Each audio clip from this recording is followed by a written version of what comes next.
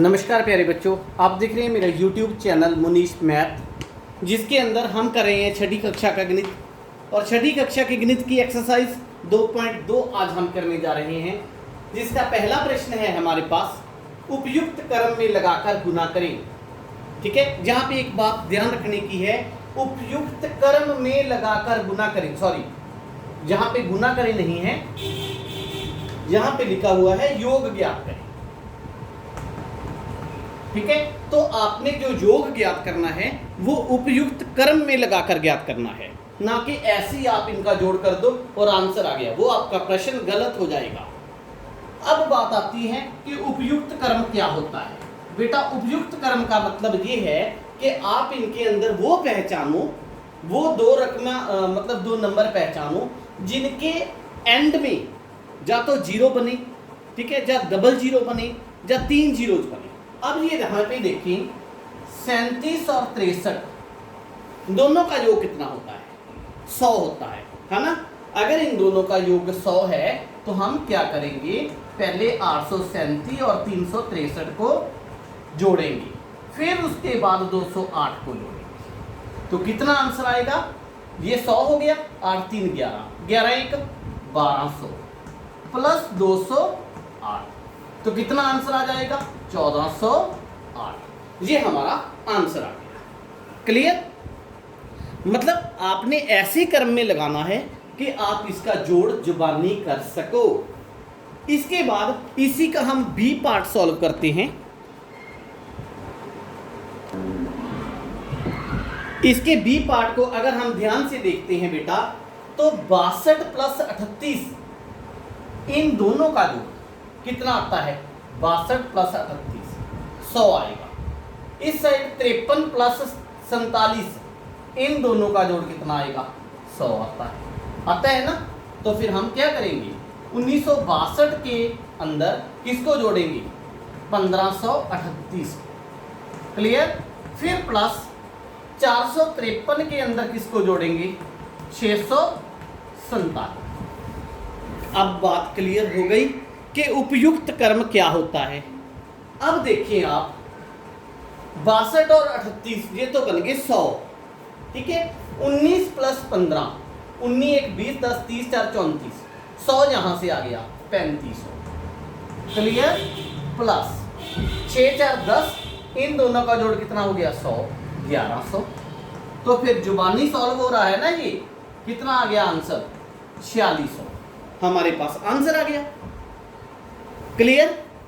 उसके बाद दूसरा प्रश्न है, ये तो था हमारा उपयुक्त क्रम में लगाकर योग करें। इसके बाद आता है उपयुक्त क्रम में लगाकर गुना करें। अब गुना कैसे करते हैं ये देखते हैं हम। अब दूसरे प्रश्न के अंदर देखें आप, उपयुक्त क्रम में लगाकर गुना करें। गुना हम कैसे करेंगे? पहले पार्ट को देखें, इसके ए पार्ट को। 2 गुना 50 कितना होता है? 100 होता है। 1728 को 100 के साथ गुना करेंगे तो आंसर कितना आएगा? 1728 के पीछे 2 जीरो लग जाएगी। जुबानी सॉल्व हो गया ना। तो फिर हम इसको हल कैसे करेंगे अपनी कॉपी पर? हम 2 और 50 की गुना पहले कर देंगे, गुना में 1728। क्लियर? तो ये कितना आ जाएगा? 100 गुना 1728। क्लियर?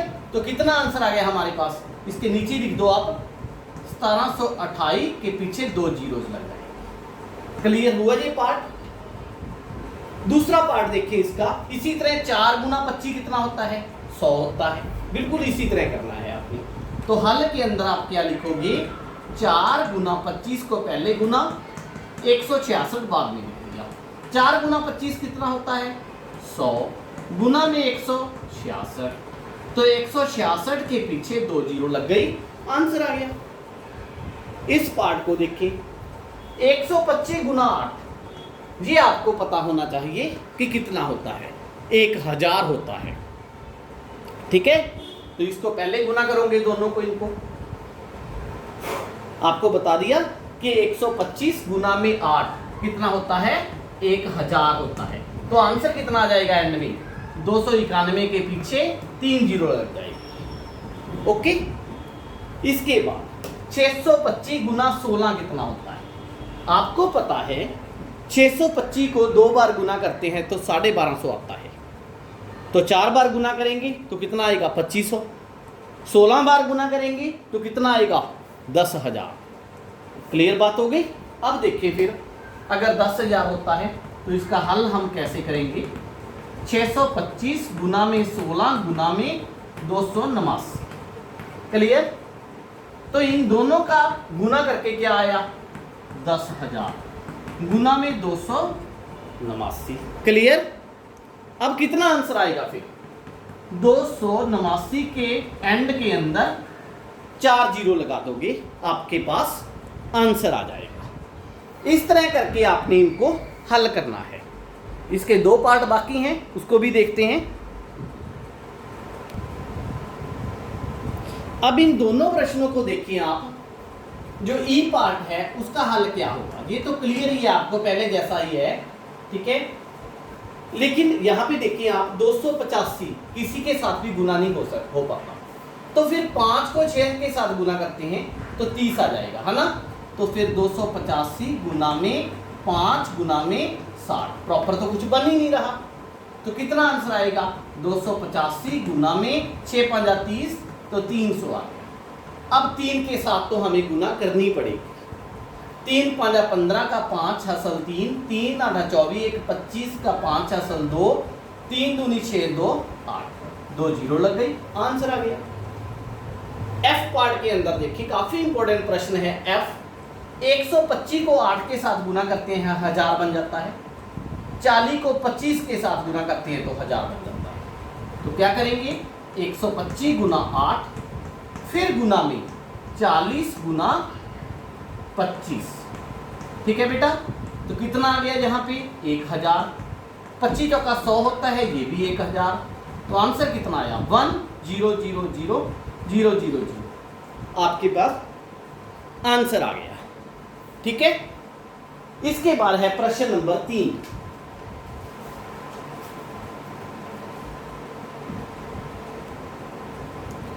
तीसरा प्रश्न काफी इंपॉर्टेंट है। इसका पहला पार्ट है, हमने जो हल करना है 297 गुना में 17 प्लस 297 गुना में 3। यहाँ पे अगर आप एक बात को ध्यान से देखो तो आपको क्या नजर आता है, हमें नजर आता है कि 297 दोनों के अंदर है ना, ये 297 दोनों के अंदर। अगर हम इसको कॉमन निकाल लें, ठीक है, तो कैसे निकालेंगे, हल के अंदर हम लिखेंगे 297 कॉमन निकल गया गुना में, फिर यहां कितना बचा 17, फिर प्लस का निशान है, यहां कितना बचा 3। बात क्लियर हुई कि नहीं हुई? दोबारा बताता हूं बेटा, पहली बार आप देख रहे होगे ऐसा प्रश्न। दोनों के अंदर देखो यहाँ पे 2 पार्ट हैं, एक पार्ट और ये दूसरा पार्ट। पहले पार्ट के अंदर भी 297 है, दूसरे पार्ट के अंदर भी 297। मैंने दोनों में से एक 297 उठा लिया, कॉमन उठा लिया, ठीक है, मतलब खत्म हो गया 297। अब 297 तो खत्म हो गया गुना में, यहां बच गया 17, यहां बच गया 3, तो कितना आया 297 गुना में 17 प्लस 3 कितना होता है 20। अब सिंपल गुना कर दो 20 के साथ, 2 7 14 का 4 हसल 1, 2 9 18 1 19 का 9 हसल 1, 2 दूनी 4 1 5, जीरो लगा दो, आंसर आ गया। बात क्लियर हुई? फिर इसका बी पार्ट देखते हैं। सारे पार्ट एक जैसे हैं, इसके बी पार्ट को सॉल्व करते हैं। इसके बी पार्ट में देखिए बेटा 2 पार्ट बनते हैं, एक पार्ट दूसरा पार्ट, है ना। तो हल के अंदर हम क्या करेंगे, दोनों पार्ट के अंदर ये चीज क्या पड़ी है कॉमन, तो फिर 54 289 कॉमन पड़ा है, गुना में कितना बच गया 92, जहां कितना बचा 8, फिर 54 289 गुना में 92 प्लस 8 100 होता है, तो फिर 54 289 0 0, हमारे पास आंसर आ गया। इसी तरह इसका तीसरा पार्ट है बेटा, मैं कंप्लीट सॉल्व नहीं कर रहा, स्टेटमेंट लिख के आपको दिखा रहा हूं। 81 265 81,265 गुना में 169 माइनस 81,265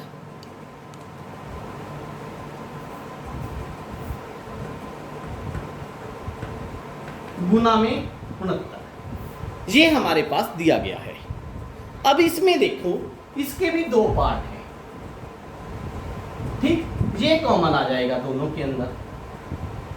169 में से 69 गए, 100 बच जाएगा। माइनस का प्रश्न है ना, 81,265 गुना, यहां कितना बचा 169, वहां कितना बचा 69। यहां पे बच्चों ने एक बात का ध्यान रखना है कि पहले वाले प्रश्न के अंदर हमारे पास होता था प्लस का निशान, तो हम प्लस डाल देते थे। अब वाले प्रश्न के अंदर माइनस का निशान है, तो हम माइनस डालेंगे। तो फिर 81,265 गुना में 100, तो आंसर कितना आया बेटा 81,265 00, ये हमारा आंसर आ गया। क्लियर? अगले प्रश्न पे आते हैं। प्रश्न नंबर 4 के अंदर इसका ए पार्ट है हमारे पास, गुना करना है इसको भी 738 गुना में 103। इन्होंने कहा है उपयुक्त गुणों का प्रयोग करके गुणनफल ज्ञात करें। यहाँ पे बेटा ये तीसरे प्रश्न का बिल्कुल उल्टा है। कैसे है उल्टा? यहाँ पे हम क्या करते थे, 100 + 3 दिया होता था, हम बना लेते थे ना 100 + 3 कॉमन निकाल के। तो सारा कुछ आपने तीसरे प्रश्न का उल्टा करना है। हल कैसे करेंगे इसको? 738 को ऐसे ही रहने देते हैं, 103 को हम लिखते हैं 100 + 3।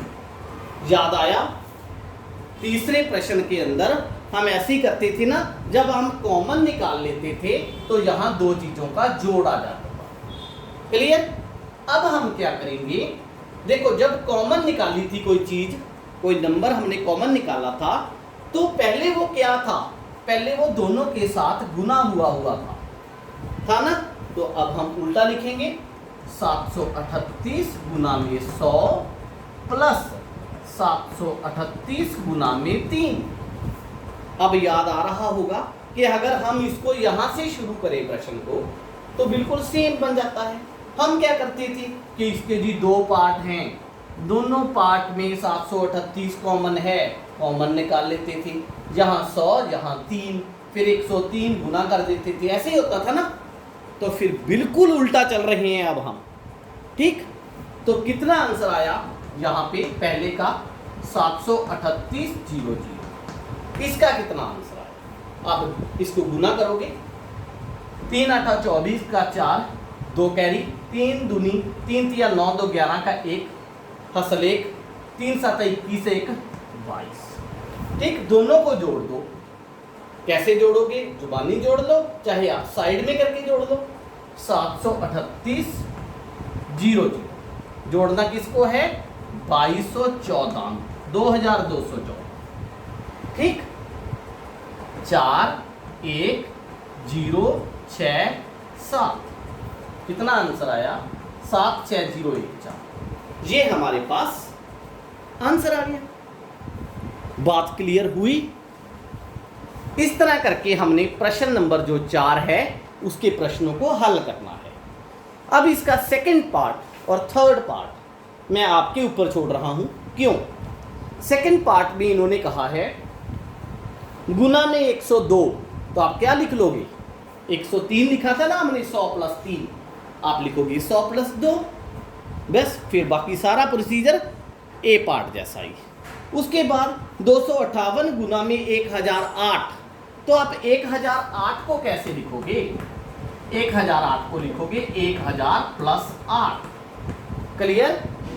इसके आगे गुना है 258 की, 258 को गुना करनी है हमने, तो आप कैसे लिखोगे इसको? 258 गुना, फिर पहले के साथ गुना, फिर दूसरे के साथ गुना, बिल्कुल सेम प्रोसीजर पहले जैसा हो जाएगा ना। अब इसका फोर्थ पार्ट, डी पार्ट हम सॉल्व करते हैं।